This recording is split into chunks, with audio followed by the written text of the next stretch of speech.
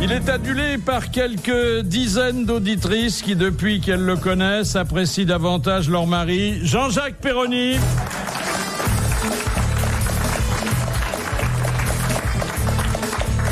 Il a installé son usine à rire sur un terrain contrôlé par le ministère des Travaux publics, Jacques Maillot.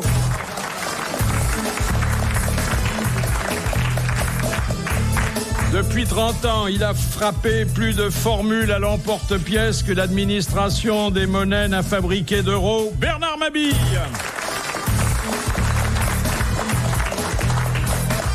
À Castel Gandolfo, il n'y a toujours pas de place pour son portrait du pape, Amanda Lear.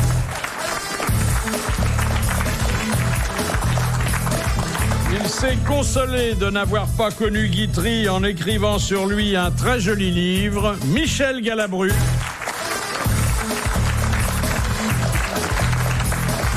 Et notre invitée d'honneur, une comédienne tellement truculente qu'on s'étonne qu'elle ait encore besoin d'auteur ou de dialoguiste, Marthe Villalonga.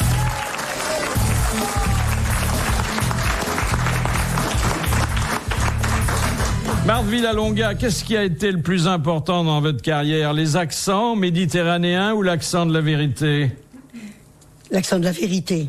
Mais les deux peuvent d'ailleurs... Ah, encore que... Ah, encore que...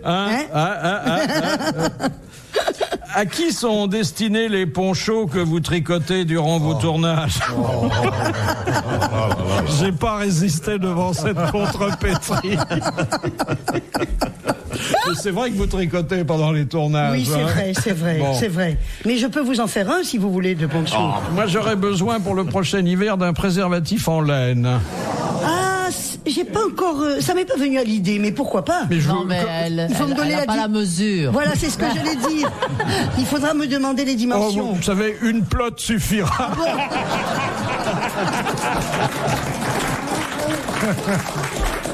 Alors je pourrais vous acheter la laine. D'ailleurs, on l'appelle fil d'art.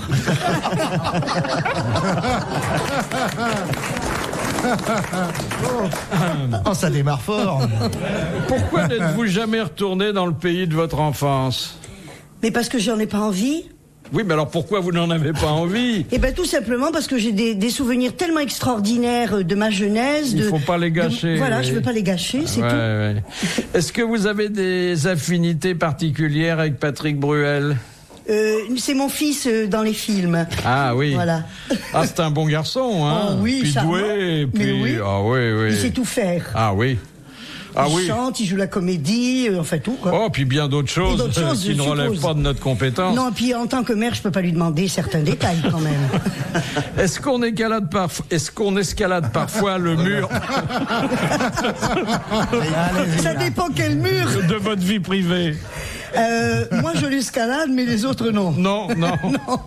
Qu'est-ce qui donne le plus de joie à une actrice dans sa vie professionnelle? Faire rire ou faire pleurer? Faire rire. Faire rire. Oui, parce que c'est le grand bonheur, évidemment. Tout à fait. Oui. Alors là, le retour au théâtre, mais je signale que c'est un retour qui s'effectue parallèlement avec notre ami Michel Galabru, et je note que deux monstres sacrés comme vous n'avez jamais joué ensemble. C'est exact. C'est exact, oui. Et je le reproche. Enfin, Et nous le regrettons. On le regrette. Peut-être serait trop cher. Non, mais moi, je me réjouis de vous avoir sur la même affiche, puisque c'est la première fois. Hein. Mais je crois que c'est réciproque. Hein. Moi, j'ai très envie de jouer avec Michel. Ah oui. Vous feriez un beau couple, très populaire. Oui. N'engendrant pas la mélancolie. Si vous faites un gosse, vous le mettez de côté, quand même.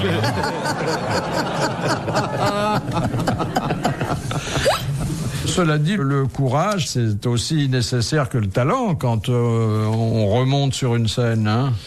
Le courage, je sais pas, quand on joue quelque chose vraiment qui tient à cœur et quand on voit le public qui s'amuse d'une façon extraordinaire. Oui, mais y aller tous les soirs comme on va au bureau la journée. Ah non, on va pas au bureau. Ah non. Non, on va pas au Puis bureau. c'est tous les soirs différents, il paraît. C'est vrai, ça, monsieur Michel? Ah oui, parce que, vous savez, le public n'est jamais le même. Vous savez que nous changeons.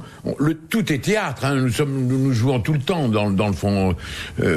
Alors, quand on rencontre telle personne, on a un jeu différent avec cette personne. 10 minutes après, on en rencontre une autre.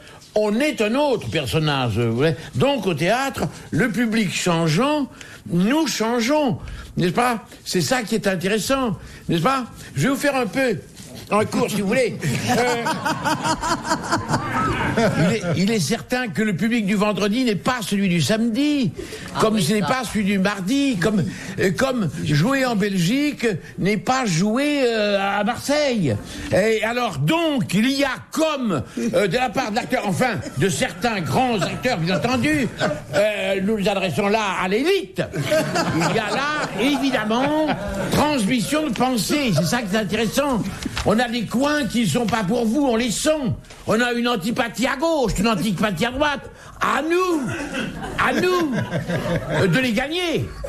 Et quelquefois, on ne les gagne pas. Je me souviens de bides extraordinaires qui sont très curieux. Par exemple, avec la Comédie Française, quand je faisais partie de la grande maison, car enfin tout de même... Que vous viviez maritalement avec Maurice Escande. Tout à fait. Enfin, j'ai failli.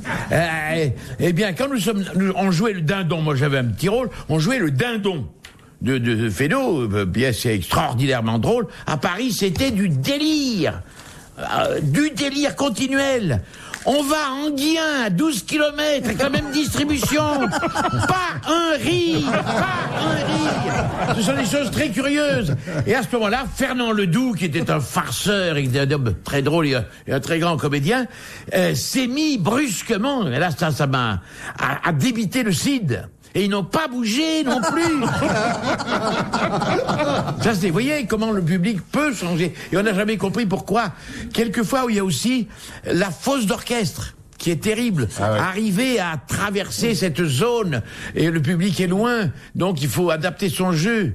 C'est toute une science. Voilà pourquoi nous sommes là. Vous écoutez RTL. La fosse d'orchestre. Ah oui, effectivement, j'allais revenir là-dessus. Il n'y a rien de plus dramatique qu'une fosse d'orchestre pour nous. Parce qu'il y a une telle distance. Sauf à l'opéra où ça permet de loger les musiciens. Voilà, là oui, il en faut quand même. Oui, mais ils chantent les autres. Mais pour un spectacle de théâtre, ah oui, c'est une barrière entre les comédiens et le public. Tout à fait. Pour passer la barrière, c'est pas évident. C'est vrai. Ah oui, ils sont trop loin. Ils sont trop loin. Ils sont trop loin. Et puis alors, il y a aussi des théâtres merveilleux qui sont comme des espèces à l'italienne, surtout, qui sont comme des violons qui sont... Il y a Vienne en France. Ah oui. Il y a, vous savez, ce théâtre-là qui est merveilleux. On dirait qu'ils sont imprimés dans les boiseries tous les intonations des acteurs ou les voix des chanteurs. C'est formidable de jouer là. Et puis il faut qu'il soit sur nous, le public. Là, Jean Vilar l'avait très bien compris parce que Palais-Chahuit l'avait fait incliner pour rentrer dans le public. Ah, oui. Il avait incliné la scène pour rentrer dans le public. Ouais. C'est bien parce que les acteurs peuvent se laisser rouler jusqu'au premier rang. Tout à fait. On peut manger avant et on est tranquille. Il y a même il y a des inconvénients. On m'a dit qu'il y avait un cheval. C'est très curieux aussi. Un cheval qui pissait sur scène à une réplique précise. C'est pas vrai. Et alors, comme le truc était en pente, ça allait directement dans le souffleur. Et depuis, ils ont supprimé les souffleurs. Mais c'était prévu dans la pièce ou c'était spontané? Le souffleur partait épouvanté parce qu'évidemment, il voyait la rigole arriver. Ah, mais oui, c'est ça. Hein? Je parle pas de Bach. Moi, j'ai joué avec Bach parce que je suis pas, comment dirais-je, un perdreau de l'année. J'ai joué. Jean-Sébastien. Comment? Jean-Sébastien Bach? Oui, alors là. Non, le comique Troupier.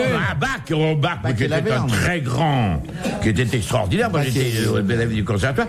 Et alors, il faisait des farces, mais des farces extraordinaires, avec un cul au monde. Il était très drôle, hein. C'était, vous savez, il y a toujours eu un premier comique en France. C'était Dranem, ça a été Fernandel, mais Bach a été avant Fernandel. Et après, Fernandel lui a succédé. Je crois que Bach a créé la Bande-Long.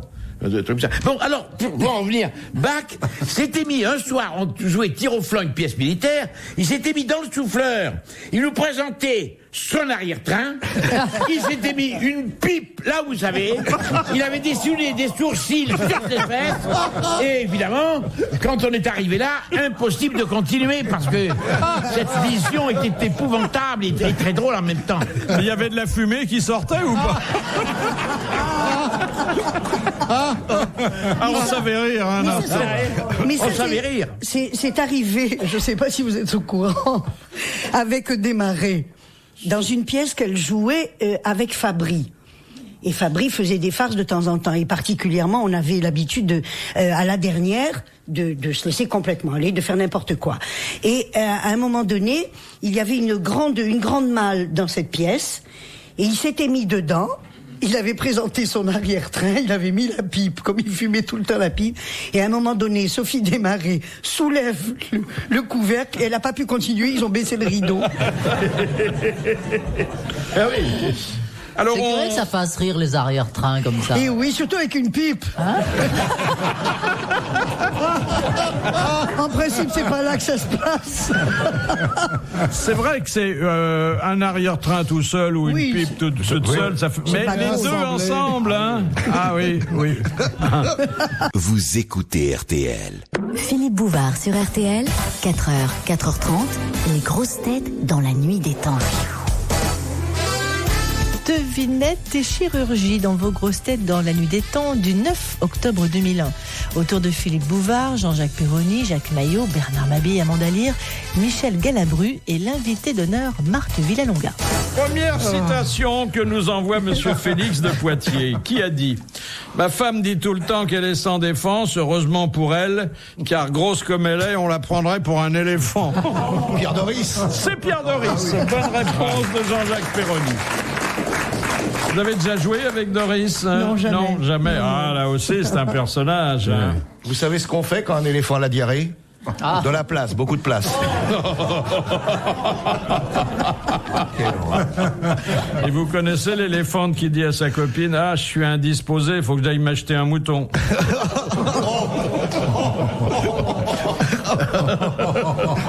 C'est dans ce genre de choses. Il y aura plus de petits éléphants de Vincennes. L'éléphant s'est fait ligaturer la trompe. C'est le mouton à la ficelle après. Excusez-nous, mais... Non, c'est pas grave, j'écoute. Je prends des leçons. On apprend à tout âge. Hein. Je pourrais vous dire que d'habitude c'est plus sérieux, mais non, c'est même pas vrai. Ça, c'est d'autres émissions. On parle souvent des gâchis administratifs chez nous. Ben, vous savez, à Brazzaville, ils font beaucoup plus fort. Ah oui? Ils ont découvert 30 000 fonctionnaires fantômes, c'est-à-dire des gens qui étaient payés par l'administration, et c'était le gouvernement qui se mettait l'argent dans les poches. Ah non, parce que ça n'aurait pas été étonnant de voir un fonctionnaire qui foutait rien. Oui, alors que chez nous, c'est plutôt l'inverse. Il y a des gens qui sont payés... Et ils ne font rien. Et ils ne font rien. On les voit même jamais, ils ne viennent jamais. Non, mais là, vous payez des gens qui n'existent pas. Oui. Hein? Oui. C'est comme les élections quand on fait voter les morts, quoi. C'est pareil. On appelle ça emploi fictif. Oui. Alors, dans les gabegies administratives, on peut faire entrer l'histoire de cet ancien directeur général des hôpitaux de Strasbourg, qui avait été d'ailleurs épinglé par la Cour des comptes et licencié pour train de vie somptuaire. J'ai regardé d'ailleurs le mot somptuaire dans le dictionnaire. Ça veut pas dire somptueux, ça veut dire dépense. Donc c'est un emploi pléonastique, des dépenses somptuaires. Du pharaonique. Voilà, pharaonique. Ta mère. Pharaonique. Pharaonique, ta mère. Alors on a le détail de son train de vie pharaonique. Il avait fait payer par l'hôpital des rideaux pour son salon, des équipements de cuisine, mais ça chiffre par millions. Hein. Il avait fait un voyage en Chine avec sa compagne. Ah, Tiens. Ouais. il se soignait plus que ses patients, quoi. Ouais. Et alors pendant ce temps-là, l'hôpital, il périclitait. De la même façon d'ailleurs qu'à Marseille, vous avez vu, des professeurs de médecine qui étaient ulcérés par la crasse de leur hôpital ont manié eux-mêmes le balai et la serpillière. Ça, c'est un con. Oh, ça alors surtout. Un médecin ulcéré, c'est qu'il est incompétent, je veux dire. Surtout s'il est... C'est fou, hein? Gastro-entéro. Vous imaginez tous ces pontes de la médecine en train de jouer les femmes de ménage, hein? Je peux voir le professeur, il est dans l'escalier, monsieur. Vous penserez à mon appendicite quand vous aurez fini les marches. J'espère qu'il se lave les mains après avoir passé le balai.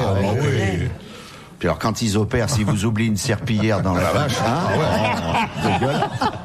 Merde, où j'ai mis mon tampon Jex? Ramène le gars, ramène-le. On a dû le recoudre avec. Non, vous avez l'air de traiter ça à la rigolade. Oui. Mais très souvent, il y a des objets oubliés.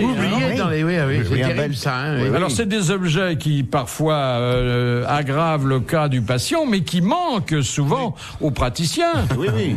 Où est mon parapluie Le gars qui avait recousu avec un sandwich, il était en train de manger en opérant. Il l'a foutu dedans, il l'avait foutu à réchauffer, c'était ouvert. Et ben il a recousu le casse-dalle à l'intérieur. Où est mon pantériette? Il est dans Pépère. Bon, il faut rouvrir. un estomac ouvert, ça fait micro-ondes. Hein. Ah bah oui. Tu peux faire réchauffer ta boîte de cassoulet. Non, c'est souvent des choses un peu plus petites quand même. Des peignes, des portables. Oui, mais En Italie, ils ont interdit les portables dans les salles d'opération parce qu'il y avait un toubib qui avait oublié, était tombé dans. Ça devait être curieux quand ça sonnait là, où le type était et qu'il pouvait pas répondre. C'est que vous oubliez un cassoulet dans le ventre, après la cicatrice pète. Non, vous n'avez jamais été informé de ce genre de risque, Amanda? En quoi faisant? Durant une intervention chirurgicale. Déjà, j'en subis pas des masses, pratiquement jamais de ma vie. Et puis, il faut voir à quel docteur on va. Enfin, je veux dire, un type qui laisse vraiment tomber un objet, un ciseau, un truc dans votre estomac, c'est quand même... C'est qu'il est désordonné. C'est qu'il avait le soir, quoi. Non, mais c'est pour ça que je crois qu'avant de refermer le ventre, ils font le compte de... Une checklist sur tous les objets. Oui. Bistouri, compresse. J'ai perdu ma petite compresse, c'est pas grave, j'ai une grosse consus. Oh non, monsieur Jean-Jacques. Pas celle-là. C'était le moment ou jamais. Retrouvez les grosses têtes dans la nuit des temps sur RTL.fr.